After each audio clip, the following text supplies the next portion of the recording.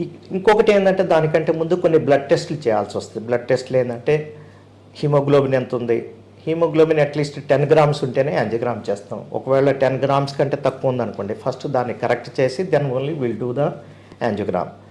తర్వాత kidney problem అంటే creatinine వాళ్ళకి రేజ్ అయింది అనుకోండి, దాని కొరకు స్పెషల్ ప్రికాషన్స్ తీసుకుంటాం.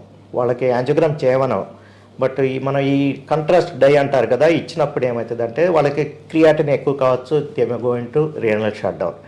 ఇటువంటి వాళ్ళకి ఏం చేస్తామంటే ముందే అన్ని జాగ్రత్తలు తీసుకొని యాంజియో అయిన తర్వాత కానీ, యాంజియోప్లాస్టిక్ తర్వాత కానీ డయాలసిస్ ఏమన్నా అవసరం ఉంటే దానికి మెంటల్గా ప్రిపేర్ అయితే పేషెంట్ కూడా ఇది కమ్యూనికేట్ చేస్తాం. సో ఇంకొకటి ఏంటంటే వైరల్ మార్కర్స్ లైక్ హెచ్బిఎస్ఏజీ, హెచ్ఐవి, హెచ్సివి టెస్ట్లు కంపల్సరీ చేయాల్సి ఉంటుంది.